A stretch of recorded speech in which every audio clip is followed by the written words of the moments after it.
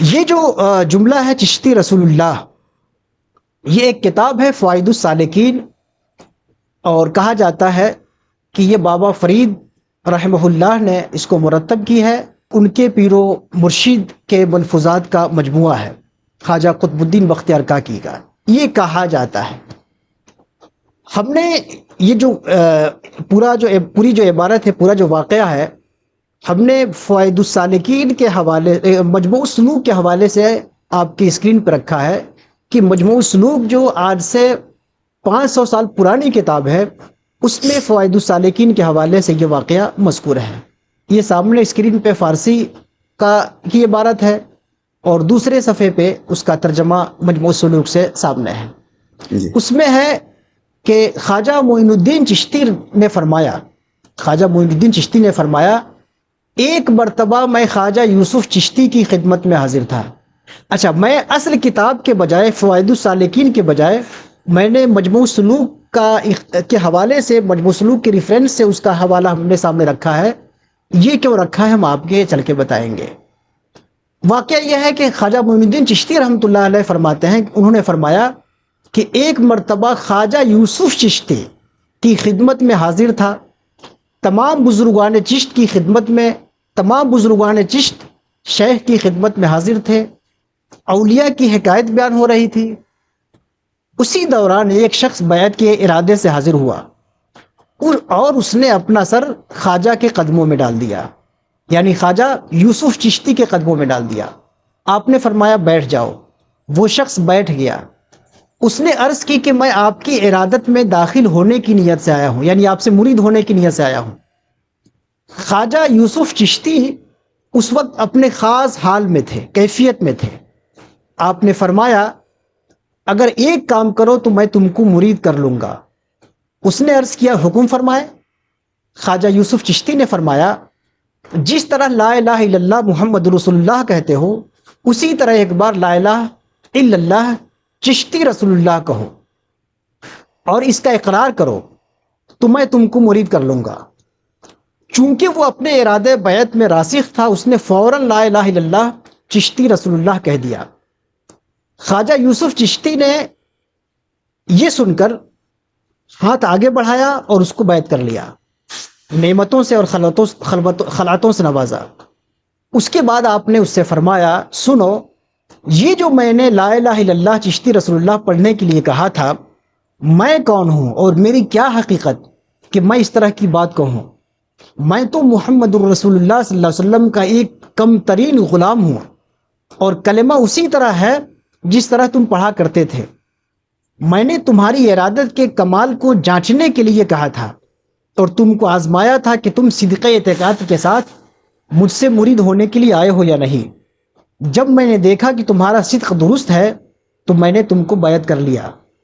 مرید کو شیخ کے ساتھ ایسا ہی راسخ الاعتقاد ہونا چاہیے۔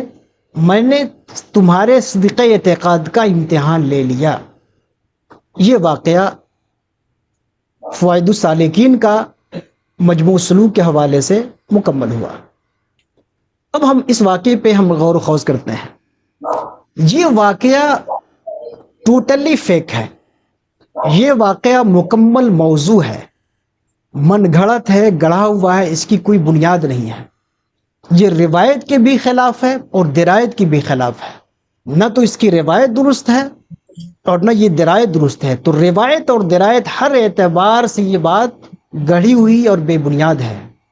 آپ جانتے ہیں کہ نبی اکرم صلی اللہ علیہ وسلم کے حوالے سے بہت ساری باتیں گڑھی ہوئی ہمارے معاشرے میں رائج ہیں، ہماری کتابوں میں رائج ہیں، حدیث کی کتابوں میں ہے، تفسیر کی کتابوں میں ہے۔ تصوف کی بات نہیں کر رہا ہوں، حدیث اور تفسیر کی بڑی بڑی کتابوں میں حضور پاک صلی اللہ علیہ وسلم کے حوالے سے من گھڑت باتیں، جن کو موضوع احادیث کہا جاتا ہے، وہ پڑی ہوئی ہیں۔ تو اب کیا ان موضوع احادیث کے حوالے سے جو روایت اور درایت کے خلاف باطل بے بنیاد ہے، وہ رسول اللہ کی باتیں نہیں ہیں، اب کیا ان باتوں کی وجہ سے حدیث و تفسیر کی ان کتابوں کو کلی طور پہ ریجیکٹ کر دیا جائے؟ کیا محدثین اور فقہا کو کلی طور پر ریجیکٹ کر دیا جائے؟ جی۔ اور اس سے بڑھ کر کے وہ چونکہ بے بنیاد باتیں رسول اللہ سے منسوب ہیں، تو وہ جب بات ہی بے بنیاد ہے تو اس کی وجہ سے کیا رسول اللہ صلی اللہ علیہ وسلم پہ نعوذ باللہ لا حول ولا قوت، کیا حضور پاک صلی اللہ علیہ وسلم پہ زبان درازی کی جو جسارت کی جائے؟ اب موضوع حدیثوں کی بنیاد پہ جب حدیث کی کتابوں کو ہم کلی طور پر رد نہیں کرتے، تفسیر کی کتابوں کو کلی طور پہ ریجیکٹ نہیں کرتے، رسول کریم صلی اللہ علیہ وسلم پہ ایک حرف ادھر نہیں کر سکتے چونکہ ان کی بات ہی نہیں ہے، سیم اسی طرح جب یہ روایت صوفیہ کی طرف منسوب ہے اور روایت و درایت کی طرف سے من گھڑت بے بنیاد ہے، پھر اس کی وجہ سے ہم تصوف کی کتابوں کو کیوں ریجیکٹ کرنے لگے کلی طور پر؟ یا اس سے آگے بڑھ کر کے خواجہ یوسف چشتی اور خواجہ معین الدین چشتی رحمۃ اللہ تعالی علیہما، جنہوں نے اس ملک میں، اس سرزمین میں، خاص طور پہ خواجہ معین الدین چشتی رحمۃ اللہ علیہ کے جن کے احسانات ہیں، جن کے دم قدم سے اسلام کی شمع، اخلاق کی شمع، روحانیت کی شمع، تصوف کی شمع روشن ہوئی، ہم تک پہنچی، ان بزرگوں کے حوالے سے ہم کیوں بدگمان ہو جائیں اور بدتمیزی کیوں سوچنے لگے؟ یہ تو بڑی جسارت کی بات ہوگی۔ اب ہم آگے آتے ہیں کہ میں نے جو یہ دعویٰ کیا کہ یہ بات روایت اور درایت دونوں اعتبار سے بے بنیاد ہے، ایسے کیسے ہو سکتی ہے بات؟ اب ہم اس کی روایت کو چیک کرتے ہیں۔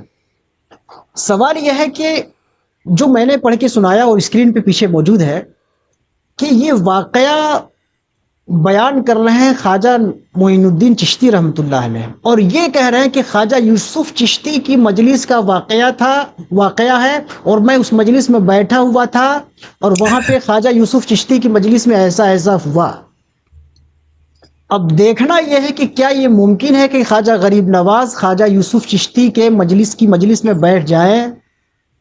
خواجہ یوسف چشتی کی ولادت ہو رہی ہے 375 ہجری میں، ان کی وفات ہو رہی ہے 459 ہجری میں، اس کے 77 سال بعد، خواجہ یوسف چشتی کی وفات کے 77 سالوں بعد 536 ہجری میں خواجہ غریب نواز پیدا ہو رہے ہیں۔ اب سوال یہ ہے، جب خواجہ یوسف چشتی کی وفات کے 77 سالوں بعد خواجہ غریب نواز پیدا ہو رہے ہیں، تو یہ کیسے ممکن ہے کہ خواجہ یوسف چشتی کی مجلس میں خواجہ معین الدین بیٹھے ہوں؟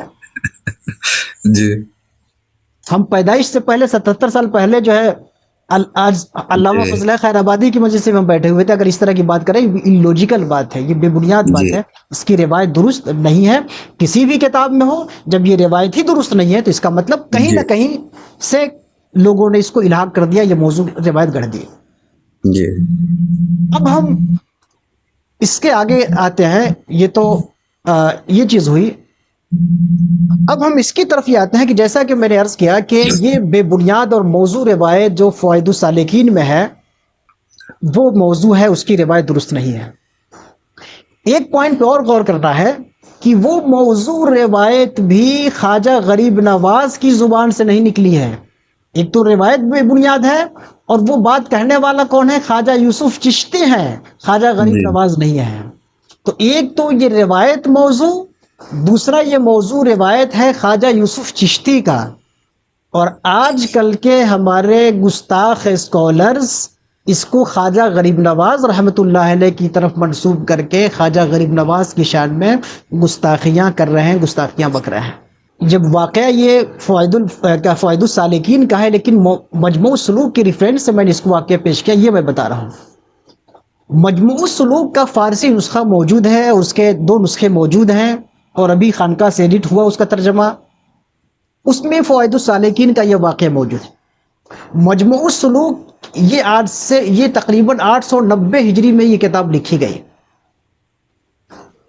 اور اس میں جو لکھی گئی اور وہ جو لکھا ہے انہوں نے، علامہ سعد الدین خیر آبادی رحمۃ اللہ علیہ نے، یہ واقعہ انہوں نے اپنے پیر و مرشد شاہ مینا کے حوالے سے واقعہ نقل کیا ہے، اور حضرت شاہ مینا رحمۃ اللہ علیہ کی تاریخ وفات ہے 884 ہجری۔ وہ ان کی وفات ہے، تو اگر آخری دن میں، اپنی زندگی کے آخری لمحات میں شاہ مینا نے یہ بیان کیا ہو، تو بھی آج سے 562 سال پرانا یہ ریفرنس ہو گیا۔ فوائد السالکین کا یہ ریفرنس جو مجموع سلوک سے آ رہا ہے، یہ 562 سال پرانا، کم سے کم 570، تقریباً 600 سال پرانا نسخہ ہے یہ۔ لیکن فوائد السالکین کے جو مارکیٹ میں جو نسخے ہیں وہ 100 150 سال 200 سال کے نسخے ہیں، یہ بعد کے نسخے ہیں، اس لیے یہ قدیم ترین نسخہ تھا۔ میں نے قدیم ترین نسخے کا ذکر کیا جس میں یہ واقعہ خواجہ معین الدین چشتی رحمۃ اللہ علیہ کا واقعہ نہیں ہے، وہ روایت کر رہے ہیں خواجہ یوسف چشتی سے، اور یہ روایت میں نے کہا کہ یہ غلط ہے کیونکہ ان کے دونوں کے بیچ 77 سالوں کا فاصلہ ہے۔ جی اسی طرح سبع سنابل جس کے یہ بھی کافی پرانی کتاب ہے، 969 ہجری میں لکھی گئی، تقریباً اس کا زمانہ بھی 550 سال ہے۔ اس میں بھی یہ واقعہ میں راوی حضرت خواجہ معین الدین چشتی ہیں، واقعہ یہ حضرت یوسف چشتی کا ہے، خواجہ غریب نواز کا نہیں ہے، تو خواجہ غریب نواز کی طرف اس کا انتساب بالکل غلط ہے، کسی بھی طرح سے، بطور موضوع بھی غلط ہے، بطور موضوع بھی غلط ہے۔ فوائد السالکین کے جو فارسی نسخے، چند نسخے میں نے دیکھے جو ادھر ادھر جو نیٹ پہ موجود ہیں، ان میں بھی یہ واقعہ منسوب ہے خواجہ یوسف چشتی کی طرف۔ فوائد السالکین کے بعض ایک آدھ اردو ترجمے پڑے ہوئے ہیں پرانے، ان اردو ترجموں میں کس مترجم نے کہاں سے ترجمہ کیا، اس میں خواجہ غریب نواز کا نام لکھ دیا کہ خواجہ غریب نواز کی مجلس میں بیٹھے تھے، خواجہ غریب نواز نے ایسا کہا۔ الغرض یہ اردو مترجم کی بات ہے، فارسی نسخوں اور اس کے قدیم ترین نسخوں میں خواجہ غریب نواز سے اس کا کوئی لینا دینا نہیں۔ تو ایک تو یہ روایت موضوع من گھڑت جھوٹی روایت، دوسری جھوٹی ہونے کے باوجود خواجہ غریب نواز سے اس کا جھوٹا انتساب بھی نہیں ہے۔ یہ لوگ جو آج بیان کر رہے ہیں وہ جھوٹ در جھوٹ باتیں کر کے خواجہ غریب نواز کی طرف اس کو منسوب کر رہا ہے۔ اب ہم اس واقعے کی درایت کی طرف آتے ہیں کہ یہ واقعہ، یہ جھوٹا واقعہ خواہ خواجہ غریب نواز کی طرف منسوب ہو، خواہ خواجہ یوسف چشتی کی طرف منسوب ہو، جب ہم جیسے گناہگار اور آج کل کے انتہائی عقل پرست اور آوارے لوگ بھی اپنے آپ کو رسول اللہ نہیں کہہ سکتے، ہم یہ کیسے سوچ سکتے ہیں کہ خواجہ غریب نواز، خواجہ معین الدین چشتی یا خواجہ یوسف چشتی جیسے لوگ اپنے آپ کو رسول اللہ کہہ دیں؟ وہ چاہے دوسرے کا امتحان لینے کے لیے ہی صحیح، کسی کی امتحان لینے کے لیے بھی یہ بزرگ اپنے آپ کو رسول اللہ کہیں، یہ ممکن نہیں ہے۔ اگر ہمارے بارے میں کاظمی صاحب، ہمارے بارے میں آپ سے کوئی ایسی بات بیان کرے جو آپ مجھے جانتے ہیں، اس کے مطابق وہ میری بات نہیں ہو سکتی، آپ فوراً ریجیکٹ کر دیں گے۔ جی مجھ سے اگر کوئی آپ کے بارے میں کوئی ایسی غیر اخلاقی بات بتائے جو میرے علم کے مطابق جتنا میں نے آپ کو جانا ہے میں اس کو ریجیکٹ کر دوں گا۔ یہ لوگ جن پر صلاح و تقوی ختم ہے، اگر امت میں مسلم جماعت میں، مسلم تاریخ میں کچھ لوگ نیک ہوئے، اگر یہ ماننا درست ہے، تو یہ لوگ اگر نیک نہیں ہوئے تو سمجھیے کہ امت میں لوگ نیک ہوئے ہی نہیں۔ اگر خواجہ معین الدین چشتی اور خواجہ یوسف چشتی، خواجہ نظام الدین اولیاء، اس قسم کے لوگ اگر اس امت کے صالح لوگ نہیں ہیں تو پھر اس امت میں صالح پیدا ہی نہیں ہوئے۔ ایسے صالح ترین متقی ترین لوگ اپنے آپ کو کیسے رسول اللہ کہہ سکتے ہیں، جو اللہ سے اس قدر ڈرنے والے، رسول اللہ کا ادب اس طرح کرنے والے، رسول اللہ کی محبت کرنے والے؟ یہ بات عقل میں آنے والے نہیں ہیں، یہ درایت کی بھی خلاف ہے، روایت بھی غلط ہے اس کی، اور یہ ازرو درایت بھی یہ بات غلط ہے۔ اس کے علاوہ یہ ہے کہ فوائد السالکین کو منسوب کیا گیا ہے بابا فرید کی طرف، اور خیر المجالس جو ایک کتاب ہے، اس میں خواجہ نظام الدین اولیاء رحمۃ اللہ علیہ کا یہ قول منقول ہے۔ خواجہ نظام الدین اولیاء اپنے پیشرو بزرگوں کے بارے میں فرماتے ہیں کہ ہمارے بزرگوں نے، ہمارے اکابر نے، ہمارے مشائخ نے کتاب لکھی ہی نہیں۔ تو جب خواجہ نظام الدین اولیاء خود فرما رہے ہیں کہ ہمارے بزرگوں نے کتاب لکھی نہیں، اس پر پروفیسر خلیق نظامی وغیرہ نے بڑی تفصیل سے گفتگو کی ہے، اور بھی دوسرے اسکالرز نے کی ہے، تو پھر بابا فرید کی یہ کتاب کہاں سے آ گئی جو فوائد السالکین کے نام سے انہوں نے جمع کیا؟ لہٰذا صرف روایت ہی نہیں، مشائخ چشت کے نام سے جو عام طور پہ کتابیں ہیں، یہ تمام کتابیں بھی جو فوائد الفؤاد اور اس کے بعد کی جو کتابیں ہیں، اس سے پہلے کی جو کتابیں ہیں، وہ کتابیں اصلاً ہی مشکوک ہیں، اور اس پہ بڑا کلام ہے اسکالرز کا۔ کچھ لوگ اس کی اوتھینٹسٹی کو مانتے ہیں، کچھ لوگ اس کو بالکل ریجیکٹ کرتے ہیں، کچھ لوگ ضمنی جزوی طور پہ اس کو درست مانتے ہیں، کچھ لوگ اس میں الحاق مانتے ہیں۔ الغرض یہ کتابیں ہی جو فوائد الفوائد سے اوپر کی جو کتابیں ہیں، یہ کتابیں ہی مشکوک ہیں، چہ جائے کہ اس میں ایک موضوع روایت کو بنیاد بنا کر اولیاء کی طرف بہتان باندھی جائے۔ جی ایک بات اور دلچسپ ہے کہ فوائد السالکین میں تو یہ واقعہ حضرت یوسف چشتی کی طرف منسوب ہے کہ انہوں نے کہا چشتی رسول اللہ۔ فوائد الفوائد میں یہ واقعہ حضرت شبلی کی طرف منسوب ہے کہ انہوں نے کسی موقع پہ کسی سے گفتگو کرتے ہوئے شبلی رسول اللہ کہا تھا۔ یہ 4 صدی ہجری کے بزرگ ہیں، چوتھی صدی ہجری کے بزرگ ہیں، یعنی خواجہ صاحب سے تقریباً 200 سال پہلے۔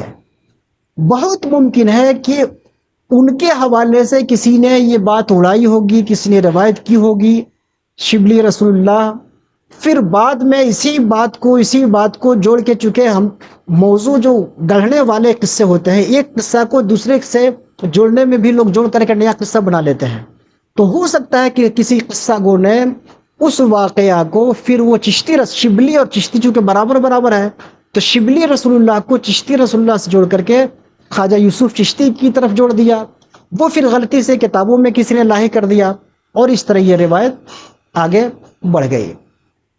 ہم اور آگے آتے ہیں کہ جیسا کہ بتایا میں کہ یہ کتابیں مشتبہ ہیں۔